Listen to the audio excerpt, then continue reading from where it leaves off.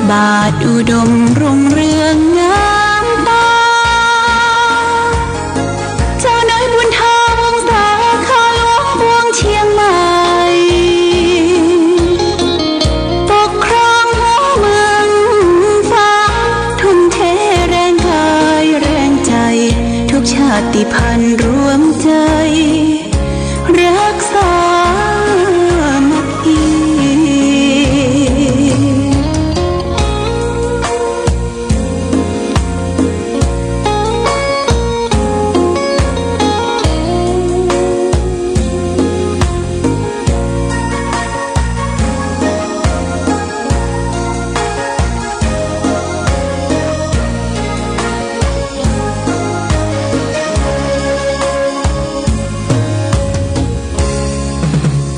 เป็นวัดร้างโบราณ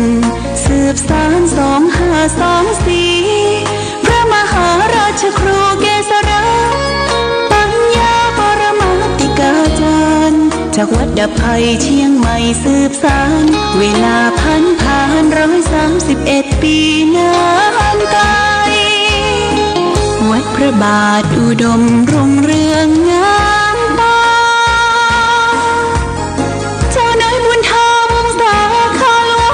เชียงใหม่ปกครองหัวเมืองฟ้าทุ่มเทแรงกายแรงใจทุกชาติพันธุ์รวมใจรักษามัคคี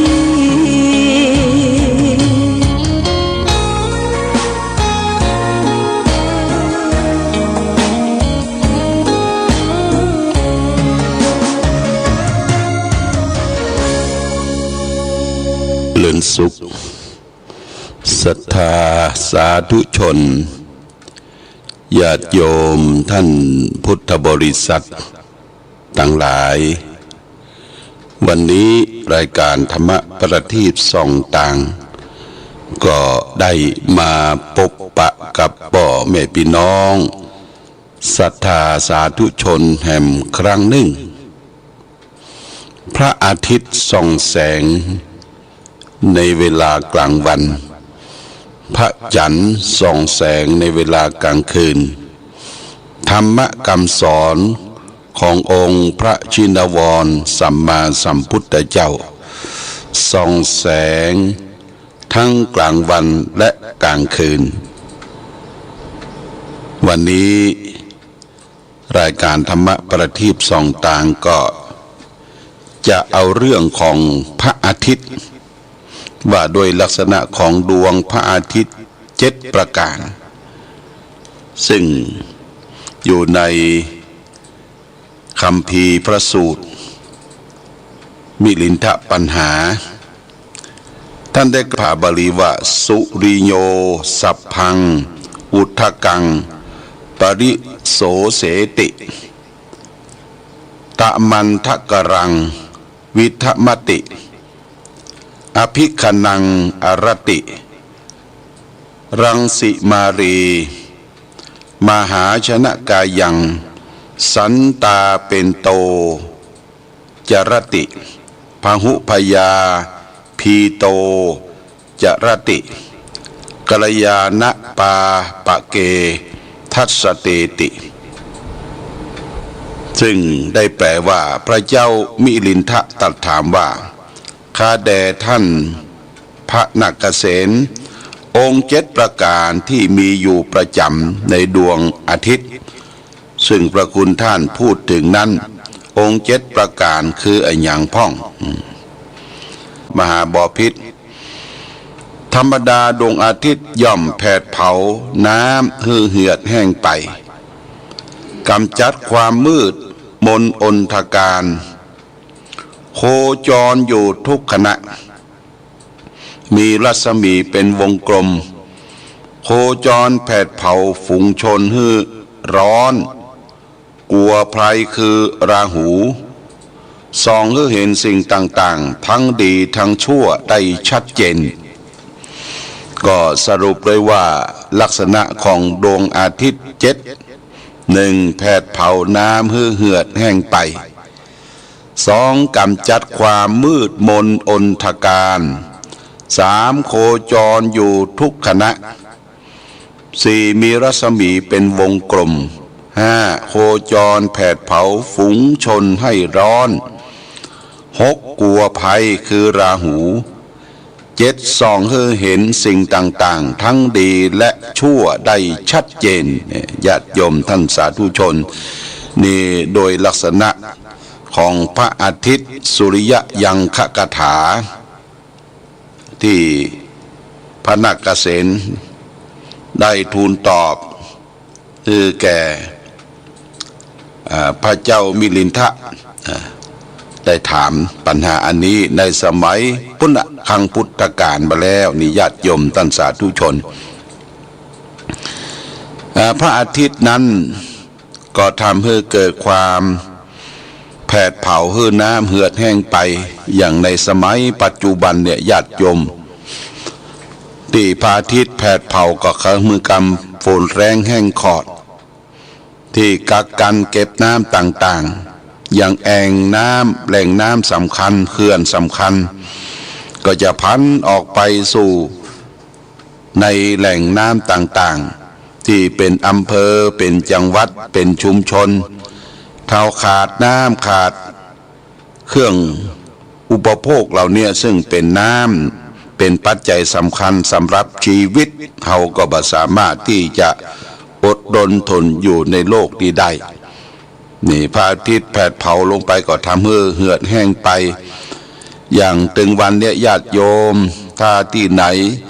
ฝนบ่ตกลมบ่มาหรือเกิดความแห้งแรงแห้งขอดก็จะเดือดร้อนแก่ผู้คนอยู่คือทำให้เกิดความร้อนภายนอกและยิ่งจากนั้นกับความร้อนทางภายในทางจิตใจก็พลอยเครียดพลอยเป็นไปโดยเพราะฉะนั้นเราก็ต้องนึกว่าสิ่งเหล่านี้มันเป็นธรรมชาติที่ถูกแสงพระอาทิตย์แผดเผาในสิ่งที่มันเหือดมันแห้งไปประการที่สองนั่นคือกำจัดความมืดมนอนทการอย่างเช่นว่ารุ่งแจ้งมาเห็นแสงเงินแสงทองรำไรขึ้นจากขอบฟ้าก็กำจัดความมืดมนอนทการแสงของพระอาทิตย์แผดเผาทำให้แสงสว่างในโลกของเฮาเนี่ยได้ทำการทำงานตลอดถึง12ชั่วโมงในภาคกลางวันแต่แสงสว่างที่จะทำความฮื้อกระจ่างแจ้งมืดบอดในด้านจิตใจก็อาศัยหลักธรรมธรรมะคำสอนขององค์พระชินวรสัมมาสัมพุทธเจ้าหลักธรรมธรรมะของพระพุทธเจ้านั้นได้มาจากธรรมชาติก็คือจากที่พระองค์ได้สละทุกสิ่งทุกอย่างออกทรงผนวดออกทรงบวชในกลางป่ากลางเขาลำเนาภัยศึกษาไปจากธรรมชาติจนได้ประมวลความรู้ว่าทุกสิ่งทุกอย่างนั้นมีต้นเหตุมีปัจจัยเรียกว่าได้ตรัสรู้อริยสัจธรรม4ประการก็คืออริยสัจ4รู้ทุกข์คือตัวปัญหารู้ทุกข์เกิดคือตัวเกิดของปัญหารู้วิธีการดับทุกข์ก็คือทางมรรคหนทางมรรคมีองค์8ประการและสุดท้ายก็รู้ถึงการดับทุกข์เข้าถึงนิโรธคือความสงบเย็นความสงบเย็นคือนิพพานเป็นสูงสุดในทางพระพุทธศาสนาเนี่ยธรรมะของพระพุทธเจ้าถ้าเราได้มาพิจารณาก็คือกำจัดความแผดเผาความมืดมนอนทการของจิตใจถ้าเราหลงอยู่กับโลกอยู่กับที่เราบ่ได้เข้าใจในหลักของสัจธรรมเราก็ติดอยู่แค่นั้นถ้ามีอย่างเกิดขึ้นเป็นเหตุเพศภัยทั้งหลายทั้งปวงบ่ได้นึกถึงอย่างอื่นนึกถึงพูดผีปีศาจธรรมชาติคนเราก็เลยกลัวกันกลัวเรื่องที่เกิดขึ้นกลัวฟ้าร้องกลัวต้นไม้ใหญ่กลัวภูเขาเหล่ากา นะกลัวความมืดนะกลัวความมืดมนอนทการพอมืดมาเมื่อใดก็กลัวผีนะกลัวสัตว์ร้ายกลัวอย่างต่างๆนี่เพราะเอาบ่ได้รู้แจ้งเห็นจริงในความมืดของธรรมชาติทีนี้ถ้าเอามาพิจารณาถึงการที่จะดับความมืดในด้านจิตใจคือมีจิตใจสดใสสว่างแจ้งมีปัญญารู้แจ้งเห็นจริงทุกสิ่งทุกอย่างมันก็เป็นธรรมชาติเป็นธรรมชาติไปหมดเป็นธาตุสี่ธาตุดินธาตุน้ำธาตุไฟธาตุลมแล้วก็เพิ่มมาแห่งสองธาตุคืออากาศธาตุและวิญญาณธาตุธาตุสี่ธาตุหกก็อยู่ในตัวตนคนเราเนี่ยญาติโยมอยู่ที่ไหนมันก็มีธาตุสี่เกิดขึ้นตั้งอยู่ดับไปอันนี้คือเปรียบเทียบว่าพระอาทิตย์แผดเผาความมืดมนอนทการภายนอกคือเขามีแสงสว่างเดินตังทำการทำงานได้ญาติโยมแต่ถ้ามากำจัดความมืดในด้านจิตใจก็คือปัญญาหลักธรรมคำสอนขององค์พระชินวรสัมมาสัมพุทธเจ้านี่คือเป็นลักษณะของพระอาทิตย์ประการโคจรอยู่ทุกขณะพระอาทิตย์เนี่ยโคจรอยู่ทุกขณะถึงแม้ว่าในสมัยครั้งพุทธกาลโน้มนาน 2,000 กว่าปีบ่มีนักวิทยาศาสตร์ที่จะคิดค้นเรื่องการโคจรของพระอาทิตย์ทุกขณะนั้นแต่อริยสาวกทั้งหลายมีองค์สมเด็จพระสัมมาสัมพุทธเจ้าก็ยังรู้ในธรรมชาตินี่คือโคจรอยู่ทุกขณะข้อสี่พระอาทิตย์เนี่ยมีรัศมีเป็นวงกลมญาติโยมเป็นวงกลมหมุนอยู่ตลอดแต่ตลอดเวลาดีลักษณะของพระอาทิตย์ข้อห้าโคจรแผดเผาฝูงชนให้ร้อนเนี่ยแผดเผาฝูงชนให้ร้อนถ้าเขาขาดพระอาทิตย์ขาดแสงนี่เมื่อใดฝูงชนทั้งหลายที่อยู่ในโลกมนุษย์โลกเนี่ยก็ต้องตายกันไปสิ้นลมกันไปเพราะต้องอาศัยการแผดเผาฝูงชนอาศัยแผดเผาของพระอาทิตย์แม้แต่ว่าโรคโควิด-19 ที่ระบาดกันไปทั่วโลกเนี่ยญาติโยมก็ต้องอาศัยแสงแดดนะมาแผดมาเผาแมงนี้โลกนี้ชอบอยู่ที่อับที่เย็นที่มืดนะที่มืดถ้าเราเปิดประตูหน้าต่างเปิดอย่างรับแสงของพระอาทิตย์เข้ามามันก็จะแผดเผาสิ่งนั้นบ่ฮื้อมันมกตัวลบตัวอยู่ก็สามารถที่จะอาศัย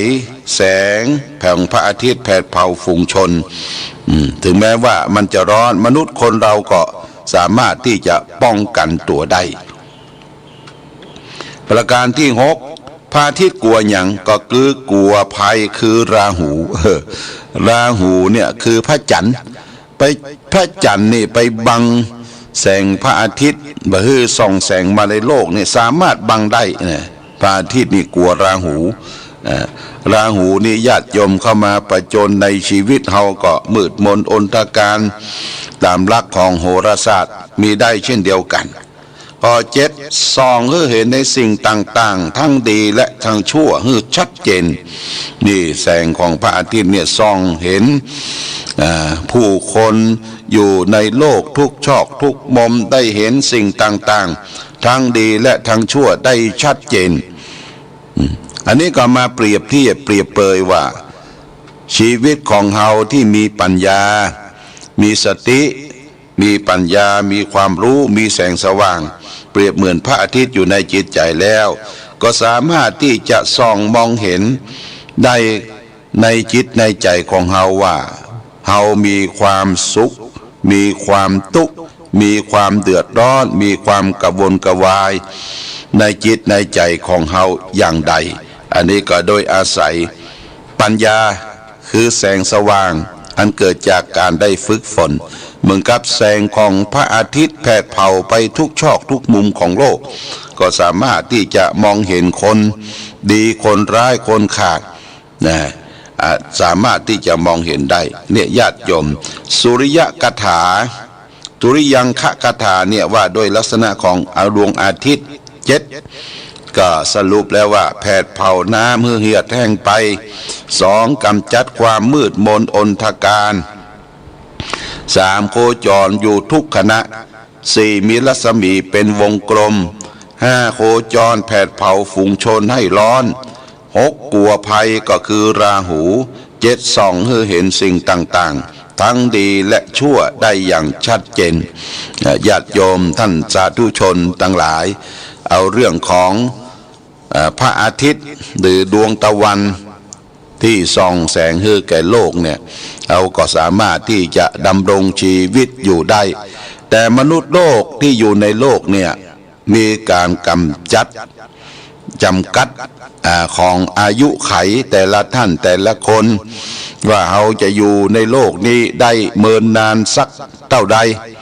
เขาก็ต้องอาศัยการดูแลตัวเองเป็นผ่านเบื้องต้นนะการดูแลตัวเองนี่เป็นแพทย์ประจำเฮือนประจำตัวเขาเป็นฐานเบื้องต้นยกตัวอย่างเช่นว่าวันนี้เขารับประทานอาหารกินข้าวกินอาหารลงไปมันเสียดต้องเสียดไข้เสียดต้องเสียดปุ่มแล้วก็ทำให้เกิดเป็นไข้เมื่อยเขาก็ต้องมานั่งนึกตึกตองว่ามันกินพิษก็ว่ากินทุกข์กินพิษก็วิกินทุกข์กินของแสลงเข้าไปนี่เป็นฐานเบื้องต้นเขาก็มานั่งนึกทุกตองดูความสุขสบายและก็เขาเจ็บไข้ได้ป่วยไปที่โรงพยาบาลหมอที่เปิ้นห้ำเฮียนอย่างช่ำชองมาก็มาพิจารณา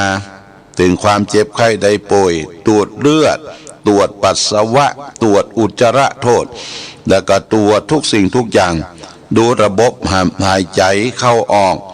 การระบบของเลือดสูบฉีดโลหิตเปิ้นก็บอกให้เฮาเป็นอย่างว่าจะต้องมีการเคลื่อนไหวเนอะจะต้องมีการออกกำลังกายจะต้องมีการนอนหลับพักผ่อนให้เพียงพอและจะไปเครียดนักนะจะไปเครียดนักจะไปคิดนักคนเฮาเครียดนักคิดนักมันกึดตึกเมื่อกึดตึกแล้วก็มันย้อนเป็นกรดสู่ลำไส้เฮาเนี่ยกรดไหลย้อน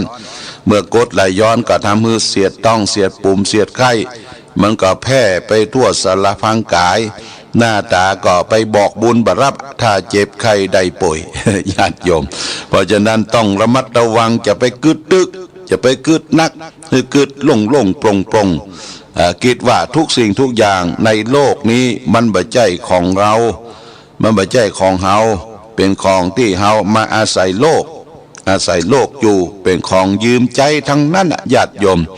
ยืมพ่อยืมแม่ยืมผัวยืมเมียยืมเข้ายืมของสมบัติพัสถานที่มีอยู่นี่มันเป็นของการยืมมาใจเสร็จแล้วเฮาละดับขันจากโลกนี้ไปสิ่งทั้งหลายก็ทิ้งไว้เป็นของสาทานของคนอื่นเป็นเพชรดินจินดาเป็นสร้อยเป็นเลสเป็นรถยนต์เป็นให้นาป่าตั้งคฤหาสน์บางคนนี่แปลงบ้านหมดไปเท่าใด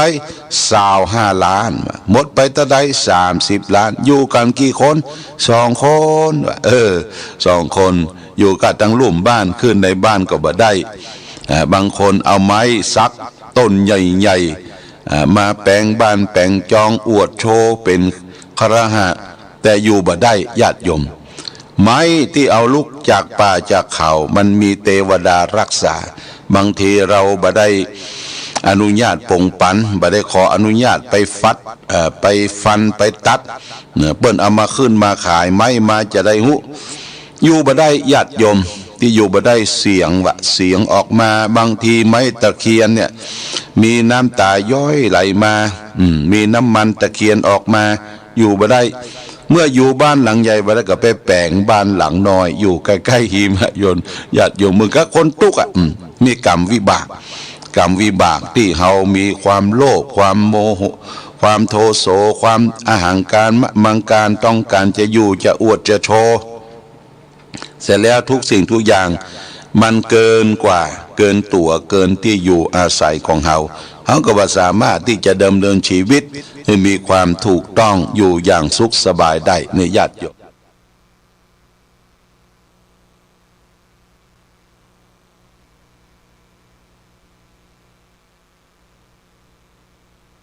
มีการตั้งโรงทานบางคนก็รวมกลุ่มกันเก็บสตุ้งสตางค์ปัจจัยได้2-3 หมื่นก็ไปแบ่งอาหารตั้งโรงทานบางคนก็ทุกข์ยากอุ้มลูกน้อยตาดำไปเข้าแถวทนแดดฮ้อนเพ่งเนาะแม่นี่บ่ซุกหมวกเอาหมวกซุกให้ลูกไปรอเข้ากับญาติโยมไปรอเข้ากับอย่างต่างๆแต่บางคนเนี่ยญาติโยมมันนิสัยติดมือความโลภติดมือทั้งที่ตัวเองก็มีกินอยู่มีใจอยู่ไปเอากระเปิ้ลเหมือนกันเอากระเปิ้ลกลัวพลาดโอกาสเอามาบางครั้งก็มาเตพออาหารที่มันบ่ถูกปากถูกอย่างก็เอาทิ้งเอาขว้างเนี่ยบดีญาติโยมของทุกอย่างของกินของว่าข้าวสารอาหารแห้งทุกอย่างเนี่ยมีประโยชน์นะมีประโยชน์ต่อการเลี้ยงดู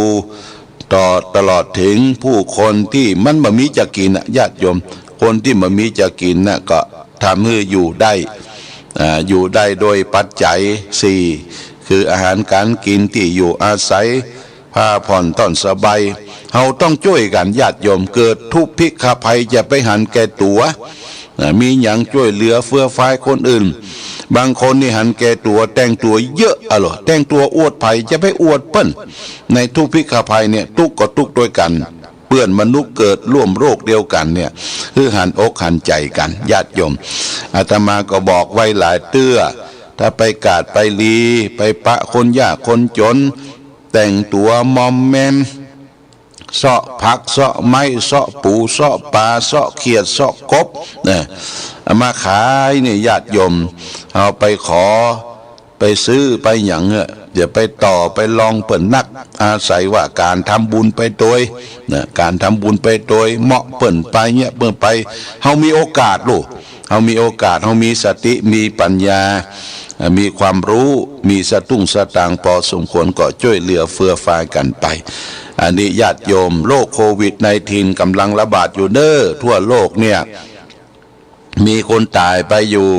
100,000 กว่าคนละนะ100,000 กว่าคนมีคนติดอยู่ประมาณ2 ล้านกว่าคนทั่วโลกเขาก็ต้องเฝ้าระมัดระวังอันนี้ฝากไว้เป็นหลักคิดเพื่อแก่ศรัทธาญาติโยมได้พิจารณาช่วยเหลือกันเพื่อจะสร้างสรรค์ความสุขสงบสุขเมื่อเกิดขึ้นกับสังคมและตนเองครอบครัวต่อไป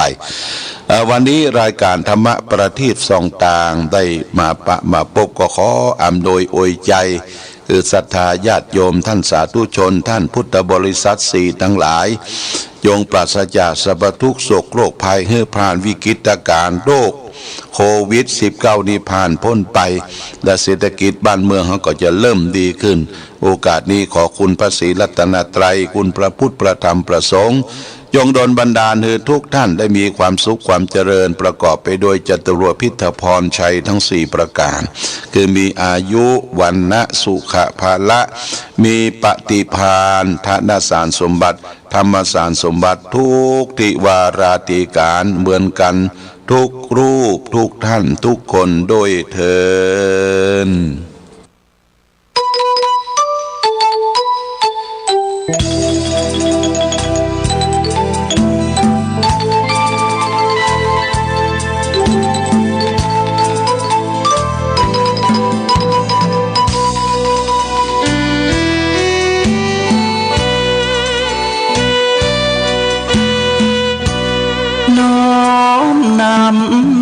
ตำนา